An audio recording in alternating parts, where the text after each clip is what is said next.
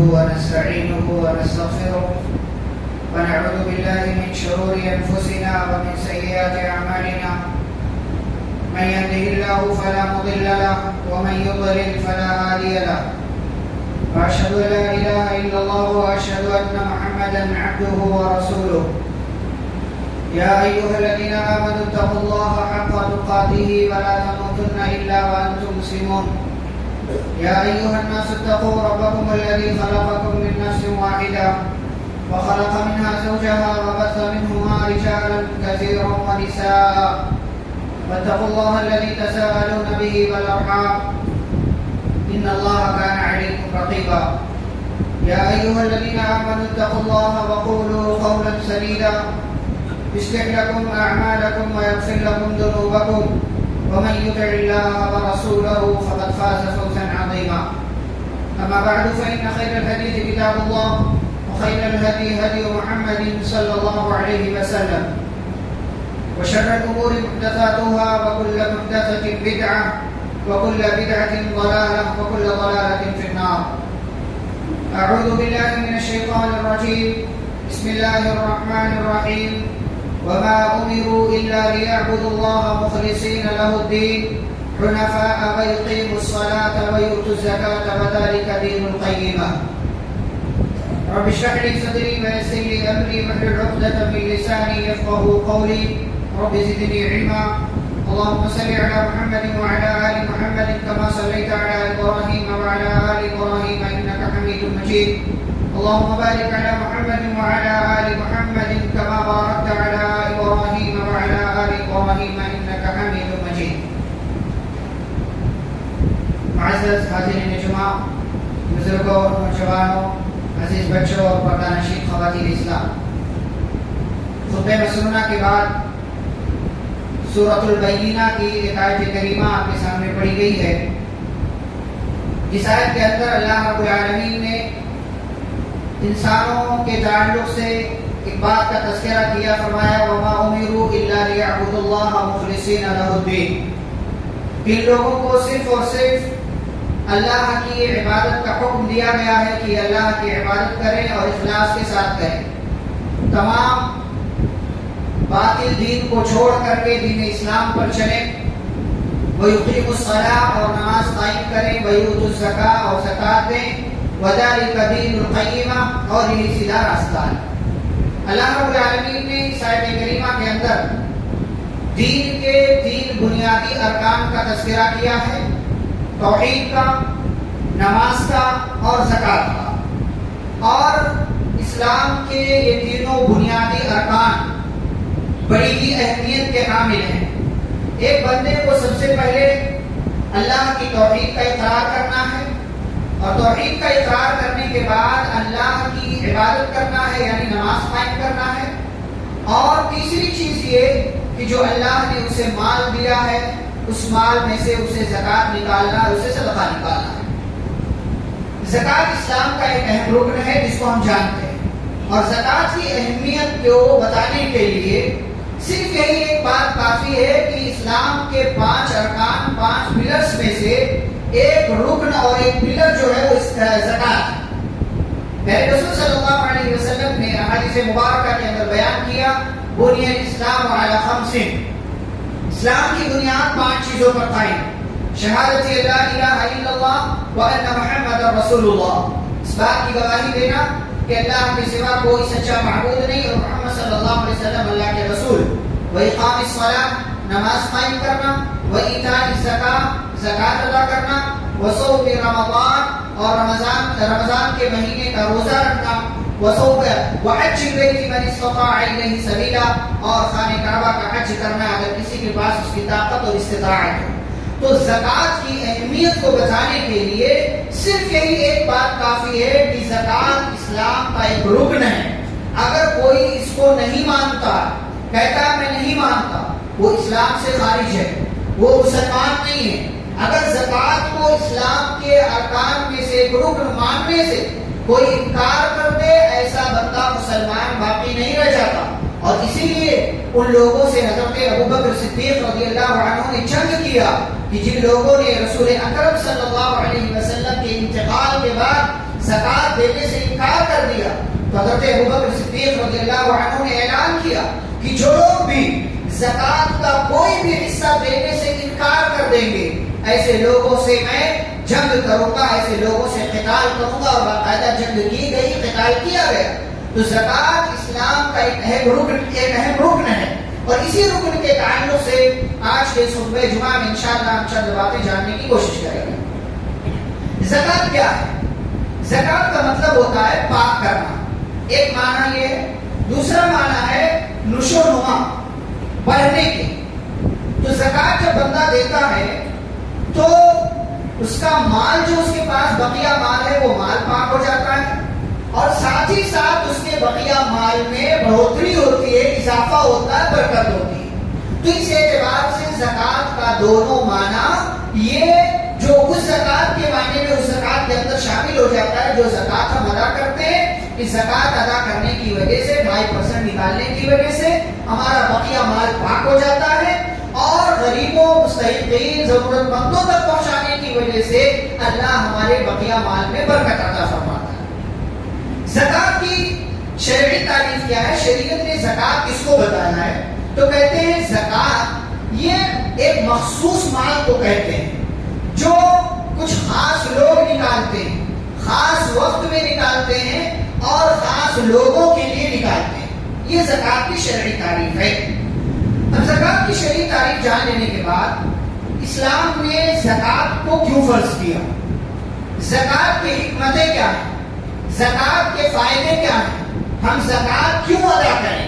دیکھیں، زکات اسلام کا ایک ایسا سسٹم ہے، ایک ایسا نظام ہے کہ اگر اس نظام کو صحیح طریقے سے کسی معاشرے میں نافذ کر دیا جائے، اس کو لاگو کر دیا جائے، تو پھر بہت حد تک اس معاشرے، اس سماج سے غریبی کا علاج جو ہے وہ دریافت کیا جا سکتا ہے، حاصل کیا جا سکتا ہے۔ اسلام کے اندر غریبی کا علاج اس طریقے سے رکھا گیا ہے کہ مالدار اپنے مال کی زکات نکالیں اور اس زکات کی رقم کو مستحقین تک پہنچائیں، ضرورت مندوں تک پہنچائیں، یا ایسے ادارے تک پہنچائیں جو ادارے ان مستحقین تک، ان غریبوں تک اس مال کو پہنچاتے ہیں اور وہ مستحقین کے حقوق کو سمجھتے ہیں۔ زکات یہ اسلام کا ایک ایسا نظام ہے جس نظام کے ذریعے غریبی کو ختم کیا جا سکتا ہے۔ زکات ایک ایسا سسٹم ہے جس سسٹم کے ذریعے بیواؤں اور یتیموں کی خبرگیری کی جا سکتی ہے۔ زکات ایک ایسا سسٹم ہے کہ جس سسٹم کی وجہ سے سماج و معاشرے سے فقر و فاقہ، محتاجگی اور بھیک مانگنا، ان جیسی چیزوں کو، غلط چیزوں کو ہمارے معاشرے سے ختم کیا جا سکتا ہے۔ اسی لیے اللہ رب العالمین نے قرآن مجید کی ایک آیت کے اندر فرمایا کہ جو لوگ زکات دیتے ہیں، اپنے مال کی زکات نکالتے ہیں، یہ اتنے پیارے ہیں، یہ اتنے اچھے ہیں۔ فَسَأَكْتُبُهَا لِلَّذِينَ يَتَّقُونَ وَيُؤْتُونَ الزَّكَاةَ وَالَّذِينَ هُمْ بِآيَاتِنَا يُؤْمِنُونَ۔ اللہ فرماتے ہیں کہ میں نے اپنی رحمت کو ایسے لوگوں کے لیے لکھ دیا ہے، میری رحمت ایسے لوگوں پر واجب ہو گئی ہے جو تقوی اختیار کرتے ہیں اور جو اپنے مال کی زکات نکالتے ہیں۔ اس کا ایک مفہوم یہ ہے، آپ زکات نکالیں گے آپ کو اللہ کی رحمت ملے گی۔ اس کا ایک مطلب یہ بھی ہے، آپ زکات نہیں نکالیں گے تو اللہ آپ کو اپنی رحمت کی لسٹ سے خارج کر دے گا اور آپ اللہ کی رحمت کے مستحق قرار نہیں پائیں گے۔ یہ زکات کا بہت بڑا فائدہ ہے کہ آپ کے اس 2.5% مال سے سماج کے اور معاشرے کے غریبوں کا علاج ہو سکے۔ اور ہمارے یہاں افسوس کی بات یہ ہے کہ ہم جو ہے بہت ساری چیزیں خرید کر کے لاتے ہیں، اس میں ایکسٹرا چیزیں ہوتی ہیں، اس کو ہم پھینک دیتے ہیں، جبکہ اس کا ہم نے پیسہ دیا ہوا ہے، اس کا ہم نے مال لگایا ہوا ہے۔ آپ تربوز، آپ خربوز، آپ کیلا، آپ جو ہے انار، بہت سارے پھل اور فروٹ آج کل رمضان کے مہینے میں بطور خاص لاتے ہیں، لیکن اس کا چھلکا ہٹا دیتے ہیں، بیج ہٹا دیتے ہیں۔ کیوں؟ آپ نے اس کا پیسہ دیا ہوا ہے، کیوں ہٹاتے ہیں؟ آپ کو برا بھی نہیں لگتا ہٹاتے ہوئے؟ آپ کو 2.5% زکات دینے سے برا کیوں لگے گا؟ برا کیوں لگنا چاہیے؟ یہ ایک ایسا سسٹم ہے اسلام کا کہ اس سے جو ہے غریبوں کی تکلیف کو دور کیا جاتا ہے، غریبوں کے کام آتے ہیں۔ اسی لیے اللہ رب العالمین نے مالداروں کو مال اس لیے دیا ہے تاکہ اللہ آزمائے کہ یہ مالدار مال پانے کے بعد اس مال میں سے زکات نکالتا ہے کہ نہیں نکالتا۔ اس لیے اللہ نے مالداروں کو مال دیا. مال کا کسی کے پاس ہونا یہ اس کے عظیم ہونے کی دلیل نہیں ہے. مال کا کسی کے پاس ہونا یہ اللہ کے نزدیک اس کا اونچا مقام ہونے کی دلیل نہیں ہے کہ بندہ اللہ کے نزدیک بہت اچھا ہے اسی لیے اللہ نے اس کو مال دیا ہے. میرے رسول صلی اللہ علیہ وسلم نے فرمایا ان اللہ لا ينظر الى صوركم ولا الى اموالكم. اللہ تمہاری شکلوں کو نہیں دیکھتا, تمہارے مال کو نہیں دیکھتا. ولكن ينظر الى قلوبكم واعمالكم. اللہ تمہارے دلوں کو دیکھتا ہے, تمہاری نیتوں کو دیکھتا ہے, تمہارا عمل دیکھتا ہے. تم 1 روپیہ دے رہے ہو کس نیت کے ساتھ دے رہے ہو, تم 1000 دے رہے ہو کس نیت کے ساتھ دے رہے ہو. اللہ تمہارا دل دیکھتا ہے, تمہارا عمل دیکھتا ہے کہ دینے والے کا جذبہ کیسا ہے, دینے والے کی نیت کیسی ہے. اسی لیے رسول اکرم صلی اللہ علیہ وسلم نے حدیث کے اندر بیان کیا اتقوا النار ولو بشق تمرہ. فرمایا جہنم سے بچو, اپنے آپ کو جہنم سے بچاؤ چاہے کھجور کا ایک ٹکڑا صدقہ دے کر کے ہی کیوں نہ بچاؤ. کھجور کا ایک ٹکڑا اگر آپ اس کا حساب لگائیں تو 2-3 2.5 4 روپے میں آپ کو مل جائے گا. کھجور کا ٹکڑا 4 ٹکڑے کا ایک ٹکڑا 2-3 روپے کا آپ کو ملے گا.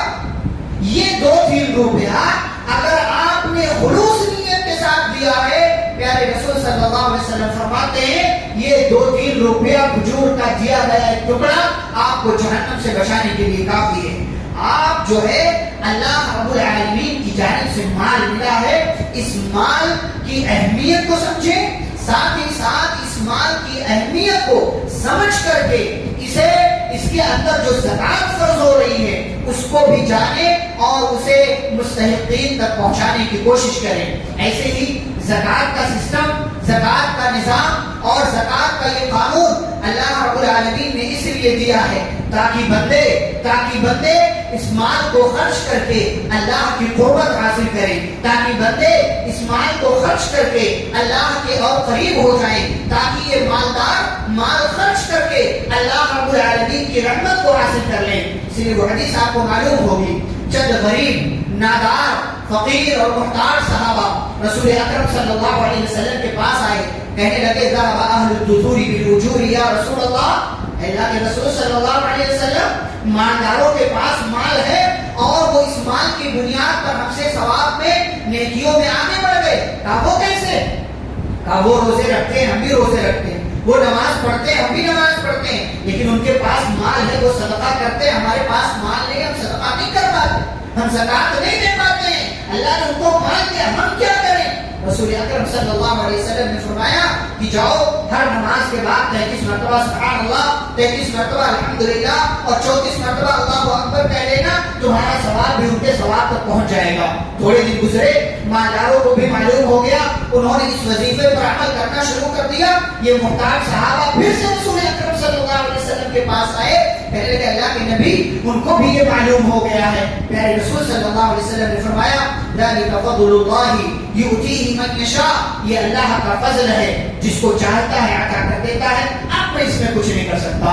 اللہ رب العالمین کا یہ فیصلہ ہے. تو میرے بھائیوں, آپ کے پاس مال ہے, اس مال کا صحیح استعمال کریں, اس مال کی اہمیت کو سمجھیں اور یہ مال کیوں ملا ہے اس کیوں کا جواب جاننے کی کوشش کریں. اللہ کو آپ سے کوئی بہت خصوصی محبت نہیں ہے کہ اللہ نے آپ کو مال دے دیا اور کسی سے بہت جو ہے اللہ تعالیٰ کو نفرت نہیں ہے نعوذ باللہ کہ اللہ نے اس کو مال سے نہیں نوازا. یہ سب امتحان چل رہا, یہ آزمائش چل رہی ہے. اسی لیے اللہ نے کہا وَلَنَبْلُوَنَّكُمْ بِشَيْءٍ مِّنَ الْخَوْفِ وَالْجُوعِ وَنَقْصٍ مِّنَ الْأَمْوَالِ. اللہ تعالیٰ مال میں کمی کر کے آزماتا ہے. اسی لیے پیارے نبی صلی اللہ علیہ وسلم نے فرمایا کہ مال یہ فتنہ ہے. قرآن کی آیت میں انما اموالکم واولادکم فتنہ, یہ مال تمہارے لیے آزمائش ہے.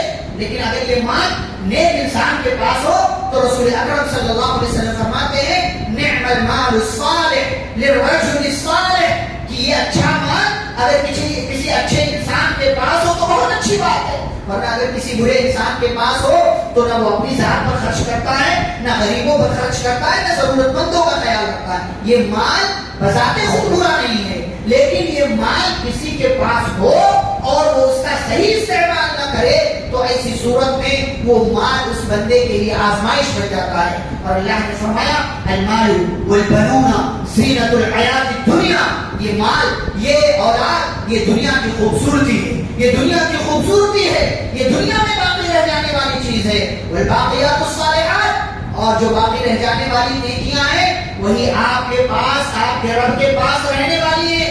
یہ باقی رہ جانے والی نیکیاں کیا ہیں کہ آپ مال کا صحیح استعمال کریں، آپ مال کو صحیح جگہ لگائیں، آپ مال کی زکات نکالیں، آپ مال میں سے صدقہ کریں، آپ مال میں سے جو ہے مسجد پر لگائیں، مدرسوں پر لگائیں، یہ باقی رہ جانے والی نیکیاں ہیں۔ ورنہ مال بذات خود آپ کے لیے کوئی اچھی چیز نہیں ہے۔ رسول اکرم صلی اللہ علیہ وسلم حدیث میں فرماتے ہیں انسان کہتا مالی مالی، میرا مال، اور مال کمانے کے چکر میں دین بھول جاتا ہے، مسجدیں بھول جاتا ہے، عبادتیں بھول جاتا ہے۔ وَإِنَّ مَالَهُ مِن مَالِهِ ثَلَاثٌ، فرمایا مال کرتا ہے لیکن اس کے مال میں سے صرف 3 طرح کا مال اس کا ہے۔ مَا أَكَلَ فَأَفْنَىٰ، جو کھا لیا کھا کر ختم کر دیا، جو کھا لیا کھا کر ختم کر کے کماؤ، اور کمانے کے ساتھ ساتھ اچھا کھاؤ، کیونکہ جو کھا لیا آپ نے وہی آپ کا ہے۔ وَمَا لَبِسَ فَأَبْلَىٰ، اور جو اس بندے نے مال کما کر کے کپڑا خریدا، کپڑا خرید کر کے اسے پرانا کر دیا، بوسیدہ کر دیا، یہی اس کا ہے۔ او اعطى فاقتنى، یا جو اللہ کے راستے میں دے دیا اور دے کر کے اسٹور کر لیا، یہ اس کا اپنا۔ وما سوا ذلك، اور جو ان 3 ٹائپ کے مال کے علاوہ مال ہے فهو ذاهب، وہ دنیا میں رہ جانے والا، وذاربه للناس، اور بقیہ لوگوں کے لیے وہ چھوڑ کر چلا جانے والا ہے۔ اس لیے اس زندگی کے اندر آپ کو اللہ نے مال دیا ہے، اولاد کے لیے کمائیں، وارثین کے لیے کمائیں، گھر والوں کے لیے کمائیں، لیکن اسے اپنی ذات پر خرچ کریں، اپنی ذات کے لیے فائدہ مند بنائیں۔ یہ مال آپ کے لیے اسی صورت میں کام آ سکتا ہے جب آپ اس مال کو مستحقین تک پہنچائیں۔ اور یاد رہے آپ کے پاس کچھ نیکیاں ایسی بھی ہونی چاہیے جن کا اللہ کے سوا کوئی اور گواہ نہ ہو، جو اللہ کے علاوہ کسی اور کو معلوم نہ ہو۔ ہمارے یہاں لوگ پرچار کرنا اپنا پیدائشی حق سمجھتے ہیں، ہمارے یہاں لوگ اس کو سوشل میڈیا پر شیئر کرنا اسے اپنے لیے فخر کا اور جو ہے اونچے مقام کا ذریعہ اور سبب سمجھتے ہیں۔ ہاں کوئی ادارہ کرے لیکن اس میں جس کو مال دیا جا رہا ہے اس کو نہ دکھائے، لوگوں کو نہ دکھائے کہ ہاں بھائی فلاں ادارہ جو ہے وہ لوگوں کے کام آ رہا ہے، نیت یہ ہو تاکہ اور لوگ بھی اس طریقے کا اچھا کام کرے تو بہتر ہے۔ لیکن آپ کسی ایک کی مدد کریں، اس کی فوٹو لیں، اسے سوشل میڈیا پر شیئر کریں، اسے کسی جو ہے دوسرے ملک کے ادارے کے پاس بھیجیں کہ ہم غریبوں کی مدد کرتے ہیں، ہمیں ڈونیشن دو، تو معاف کیجیے گا اس میں غریبوں کی عزت کے ساتھ آپ کھلواڑ کر رہے ہیں، اس میں غریبوں کا آپ مذاق اڑا رہے ہیں۔ یہ چیز اللہ رب العالمین کو نہیں چاہیے۔ آپ کے پاس جو مال ہے اس مال کو استعمال کریں اپنی ذات کے لیے۔ رسول اکرم صلی اللہ علیہ وسلم نے 7 لوگوں کا تذکرہ کیا۔ یہ 7 لوگوں میں سے ایک بندہ ایسا ہے کہ جو چپکے سے صدقہ کرتا ہے، اور یہ 7 لوگ کون ہیں جو اللہ کے عرش کے سائے میں جگہ پائیں گے؟ وَرَجُلٌ تَصَدَّقَ بِصَدَقَةٍ فَأَخْفَاهَا حَتَّى لَا تَعْلَمَ شِمَالُهُ مَا تُنْفِقُ يَمِينُهُ، اتنے چپکے سے صدقہ دیا، اللہ کے راستے میں اتنا دیا، ایسے دیا، اس طریقے سے دیا، اتنا چھپا کر کے دیا کہ دائنے نے خرچ کیا کیا یہ بائیں کو معلوم نہیں ہو سکا۔ آپ کے ساتھ رہنے والی آپ کی بیوی تک کو خبر نہیں ہونی چاہیے کہ آپ نے مال دیا ہے کہیں پر، آپ نے کہیں کسی کے آس پاس مدد کی ہے۔ کچھ نیکیاں ایسی جمع کریں کہ جن نیکیوں کا آپ کو اور آپ کے رب کے سوا کسی اور کو علم نہ ہو۔ یہی نیکیاں کل قیامت کے دن آپ کی نجات کا ذریعہ اور سبب بننے والی ہیں۔ ایسے میرے بھائیوں بزرگوں، ہم اور آپ زکات اس لیے دیں، ہم اور آپ یہ صدقہ اس لیے دیں تاکہ اس صدقہ کی وجہ سے ہمارا بقیہ مال محفوظ ہو جائے، ہمارا بقیہ مال برکتوں والا ہو جائے، ہمارا بقیہ مال جو ہے وہ ہمارے لیے استعمال کرنے کے صحیح طریقے سے قابل رہے۔ ورنہ آپ دیکھیں دنیا میں کتنے لوگ ایسے ہیں جو زکات صحیح طریقے سے نہیں نکالتے، خود کھا جاتے ہیں، اس کو خود کھا جاتے ہیں، جبکہ میں بتاؤں وہ 2.5% مال وہ آپ کا ہے ہی نہیں، وہ آپ کا ہے ہی نہیں۔ آپ نے اس کو کھا لیا تو گویا کہ آپ اپنے آپ کو پہلی بات فقیر سمجھ رہے ہیں، غریب سمجھ رہے ہیں، اور دوسری بات یہ غریبوں کا حق مار رہے ہیں، ان کے حق پر ڈاکہ ڈال رہے ہیں، اور تیسری بات یہ کہ جو آپ نے کھا لیا اس کھانے کا حساب بھی اللہ تعالیٰ کو کہ ہاں آپ کو دینا پڑے گا. یاد رہے جہنم میں جانے کے جو اسباب ہیں ان اسباب میں سے ایک اہم اور بنیادی سبب یہ ہے کہ لوگ اپنا مال اللہ کے راستے میں خرچ نہیں کرتے تھے, مسکینوں کو نہیں کھلاتے تھے, غریبوں کا حق نہیں دیتے تھے, ضرورت مندوں تک نہیں پہنچاتے تھے. سورۃ المدثر آپ پڑھیں, اللہ نے کہا جنتی سوال کریں گے جہنمیوں سے ما سلککم فی سقر, بتاؤ جہنم میں کیسے آئے, کس وجہ سے آئے؟ قالوا لم نکن من المصلین, کہا ہم نماز نہیں پڑھتے تھے, ولم نکن نطعم المسکین. اسلام کے ارکان میں 5 رکن, دوسرے رکن نماز کے بعد زکات کا نمبر آتا ہے. جواب بھی یہی دیں گے کہ ہم نماز نہیں پڑھتے تھے اور نماز کے بعد جو رکن ہے زکات صدقہ اس کا ہم خیال نہیں کرتے تھے. ولم نکن نطعم المسکین, مسکینوں کو ہم کھانا نہیں کھلاتے تھے بلکہ خود کھا جاتے تھے. یہ زکات آپ کا ہے ہی نہیں, یہ آپ یہ نہ سمجھیں کہ یہ میرا ہے, یہ آپ کا نہیں ہے. صرف 2.5% میرے بھائی, صرف 2.5%, زیادہ نہیں ہوتا یہ زیادہ. اگر آپ نے یہ 2.5 نہیں دیا تو اللہ آپ کا 50 لے لے گا, اللہ آپ کا 60 لے لے گا, اللہ آپ کا 70 لے لے گا, اور چاہے گا تو آپ کو کمال کر دے گا. یہ 2.5 نہ دینے کے جرم میں اللہ تعالیٰ آپ کو پورے مال سے محروم کر سکتا ہے. تو اتنا غلط سودا, اتنا گھاٹے کا سودا کیوں کریں کہ ہم 2.5 نہ دیں اور 2.5 نہ دے کر کے ہم پورے مال سے محروم ہو جائیں. اسی لیے زکات کی اہمیت کو, اس کی ضرورت کو اور اس کے جو فائدے ہیں ان فائدوں کو سمجھیں. زکات دے گا کون, اس حوالے سے چند ایک باتیں. نمبر 1, زکات دینے کے لیے پہلی شرط یہ ہے کہ بندہ مسلمان ہو.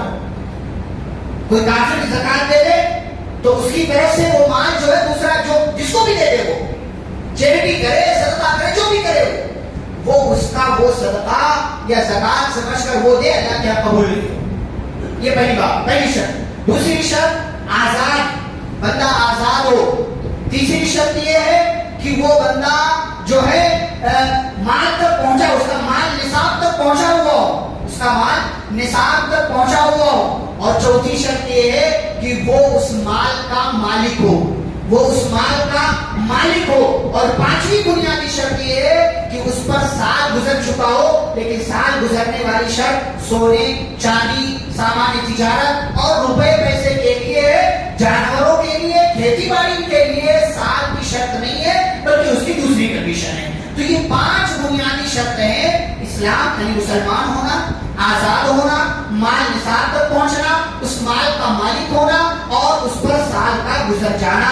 یہ 5 بنیادی شرط اگر پائی جا رہی ہیں کسی بھی مال میں, جس مال میں سے زکات نکالی جاتی ہے, سونا, چاندی, روپیہ پیسہ, سامان تجارت, غلہ اناج اور جانور وغیرہ, ان اموال میں سے کوئی بھی مال نصاب تک پہنچ گیا, 5 شرطیں کمپلیٹ ہو گئی, تو ایسی صورت میں اس بندے کو اس مال میں سے زکات نکالنا ہے.